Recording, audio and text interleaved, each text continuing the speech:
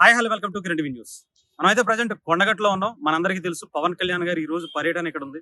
పవన్ కళ్యాణ్ గారు ఆయన నమ్మినటువంటి సిద్ధాంతాలకు కట్టుబడి ఆయన పర్యటన ఇప్పటి వరకు ఒక దశాబ్ద కాలం పాటు ఒక యుద్ధాన్ని చేసుకుంటూ వచ్చారు. ముఖ్యంగా కొండగట్టు అంజన్నతో ఆయనకున్నటువంటి ప్రత్యేక అనుబంధం ఎవరో చెప్పలేదు. అది ఆయనకి మాత్రమే తెలుసు. ఆయనకి అంటే పునర్జన్మనిచ్చినటువంటి అంజన్నకు రుణం తీర్చుకునేందుకు పవన్ కళ్యాణ్ గారు ఈ రోజు ఇక్కడ అడుగు పెట్టబోతున్నారు.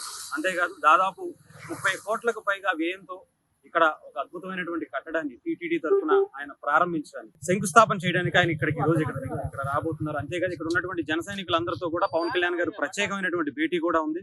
దీనికి సంబంధించి ఇక్కడ మనం చూసుకోవచ్చు చాలా కోలాహలంగా ఉంది.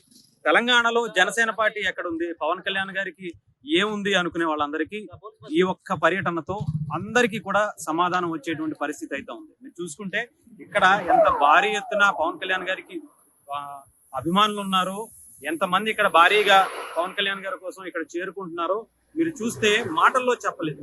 తెలంగాణ నలుమూలల నుంచి కూడా అటు మహబూబ్ నగర్ నుంచి, వరంగల్ నుంచి, కరీంనగర్ లో ఇక్కడ మీటింగ్ పెట్టినా కూడా అటు మహబూబ్ నగర్ నుంచి మొదలు పెడితే హైదరాబాద్, కరీంనగర్, వరంగల్ ఎక్కడెక్కడి నుంచో కూడా ఇక్కడికి రావడం జరుగుతుంది. అంటే జనసేనకి పవన్ కళ్యాణ్ గారికి అభిమానులు అనే దానికి హద్దులే లేవు అనడానికి ఇది ఒకటే నిదర్శనంగా మనం చూడొచ్చు. ఏదేమైనా సరే అలాంటి పవన్ కళ్యాణ్ గారికి ఇక్కడ అభిమానులు జస్ట్ శాంపుల్ మాత్రమే చూపించబోతున్నారు. పవన్ కళ్యాణ్ గారు తెలంగాణ వ్యతిరేకంగా చిత్రీకరించేటువంటి వాళ్ళందరికీ కూడా ఈ పర్యటనతో సమాధానం వచ్చేటువంటి పరిస్థితులు కూడా ఉన్నాయి.